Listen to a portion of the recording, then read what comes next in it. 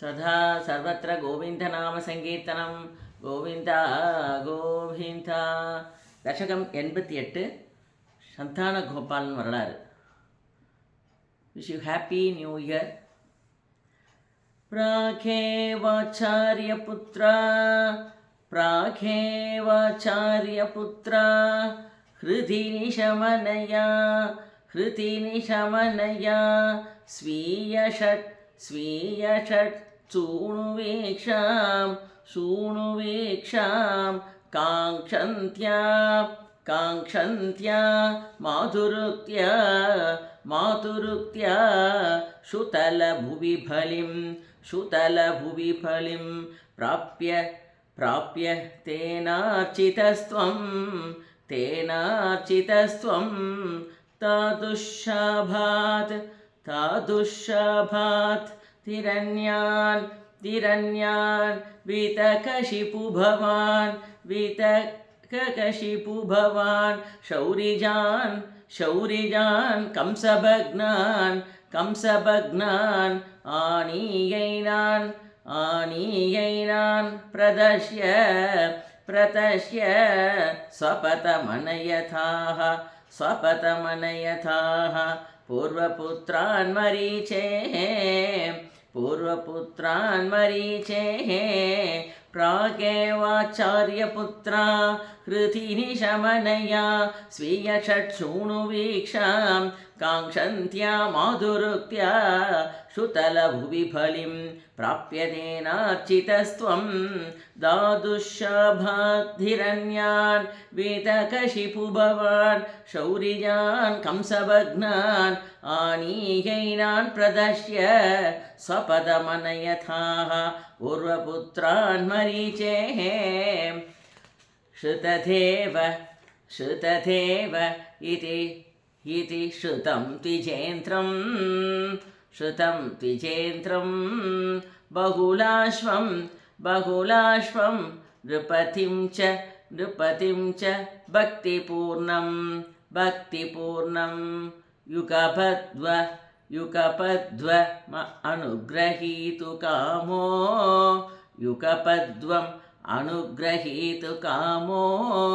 अनुग्रहीतु कामो मिथिलां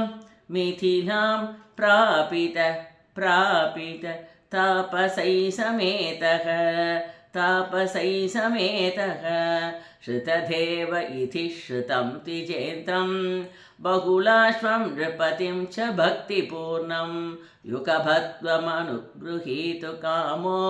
मिथिलां प्रापित तापसै समेतः गच्छन् त्रिमूर्ति रुपयोर्युगपन्निकेतं एकेन भूरि विपवैः विहितोपचारः अन्येन दत्ति न पृदैश्च बलौधनात्यैः तुल्यं प्रसेतित तथा च मुक्तिमाप्यां गच्छन्ति मूर्तिरुपयोर्युगपन्निकेतं एकेन भूरि विपवैः विहितोपचारः अन्येन धत्ति न पृदैश्च बलौतनात्यैः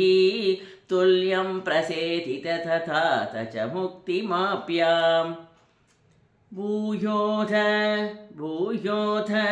द्वारवत्यां द्विजधनयमृतिं तत्प्रलापानपि त्वं को वा दैवं निरन्त्या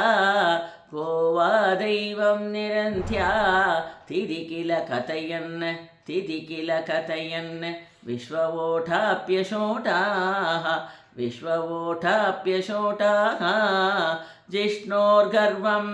जिष्णोर्गर्वं विनेतुं विनेतुं त्वयि मनुजतिया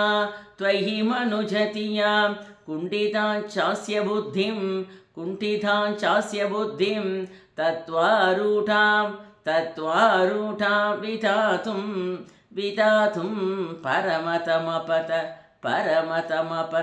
प्रेक्षणेनेति मन्ये भूयो दत्वारवद्वां द्विजतनयमृतिं तत्प्रलाभानभित्वं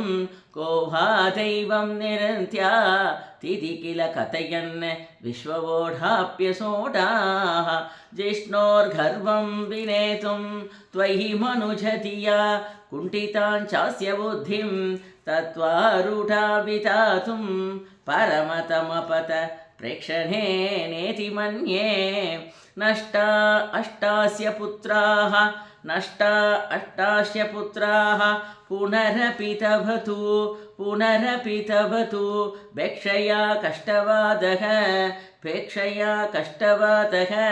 स्पष्टो जातो जनानां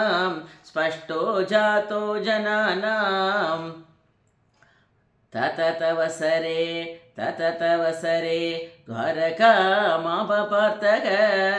द्वारकामापपार्थः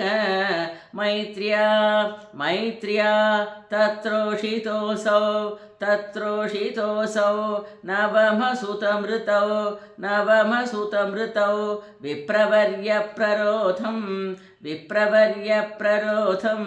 शुद्ध्वा चक्रे प्रतिज्ञाम्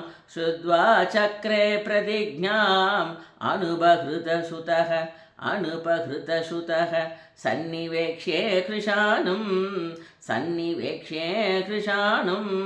नष्टा अष्टास्य पुत्राः पुनरपि तवतु भिक्षया कष्टवातः नष्टा अष्टास्य पुत्राः पुनरपि तवतु भिक्षया कष्टवातः स्वेष्टो जातो जनानां तततवसरे द्वारकामापपार्थः मैत्र्या तत्रोषितोऽसौ नवमसुतमृतौ विप्रवर्यप्ररोधं श्रुत्वा चक्रे प्रतिज्ञाम् अनुबहृतसुतसः सन्निवेक्ष्ये कृशाणुं माने सत्त्वां पृष्ट्वा द्विजनिलयगतो पानजालैर्महास्त्रैः रुन्धानश्रुतिकेकं पुनरपि सहसा दृष्टनष्टे कुमारे यां मैत्रीं तदान्याः सुरवरनकरीः विद्यया सात्यसत्यो मोगोत्योगपतिष्यन् हुतभुजि भवता सस्मितं वारितोऽभूत् मानीसत्त्वामपृष्ट्वा द्विजनिलयगतो बाणजालैर्महास्त्रैः रुन्धानश्रुतिकेहं पुनरपि सहसा दृष्टनष्टे कुमारे यां मैत्रीं तदान्याः शूरवरनकरीः विद्यया सात्यसत्यो मोगोत्योगपदेष्यन् हुतभुजि भवता सस्मितं वारितोऽभूत् सार्धं तेन प्रतीशिं दिशमतिजविना सन्ध्यनेनापि यातो लोकालोकं व्यतीतत स्थिमिरपरमतो चक्रधाम्ना निरुन्तन् चक्रांशु क्लिष्टदृष्टिं स्थितमतविजयं स्थितमतविजयं पश्य पश्येति वारां पश्य पश्येति वारां पारे त्वं प्रातदर्शः किमपि हि तमसां दूरदूरं पतं ते सार्धं तेन प्रतीशिं दिशमधिजविना स्यन्तनेनापि यातो लोकालोकं व्यतीतत स्थिमिरपरमतो चक्रदाम्ना निरन्तन् चक्रांसु क्लिष्टदृष्टिं स्थितमतविजयं पश्य पश्येति वारां पारे त्वं प्राददर्शः किमपि हि तमसां दूरदूरं पतं ते तत्राशीनं भुजङ्काति पशयनतले दिव्यभूषायुधात्यैः आवीतं पीतचैलं प्रतिनवजलत श्यामलं श्रीमतङ्गं मूर्तीनामीशितारं परमिह तृषूणा मेघमर्तं श्रुतीनां त्वामेव त्वं परात्मन् प्रियसखसहितो नेमितक्षेमरूपं तत्रासीनं भुजङ्घातिपशयनतले दिव्यभूषायुधात्यैः आवीतं पीतचैलं प्रतिनवजलत श्यामलं श्रीमतङ्गं मूर्तीनामीशितारं परमिह दृशूणां मेघमर्तं श्रुतीनां त्वामेव त्वं परात्मन् प्रियसखसहितो नेमितक्षेमरूपम् युवां मामेव त्वाभतिक विवृतान् तर्हिततया विपिन्नौ सन्त्रष्टुं स्वयमः महार्षं द्विजसुतान् नयेतं त्राकेता निधि खलु वितीर्णान् पुनरमोन् द्विजायातायाताः प्रणुतमहिमा पाण्डुजनुषा युवां मामेव त्वावधिक विवृधान्तर्हिततया विपिन्नौ सन्त्रष्टुं स्वयमहमहाशं द्विजसुतान् नयेतं त्रागेता निधि खलु वितीर्णान् पुनरमोन् द्विजायातायाताः प्रणुतमहिमा पाण्डुजनुषा एवं नानाविहारैः जगदपिरमयन् वृष्णिवंशं प्रपुष्णन् ईजानो यज्ञपेतैः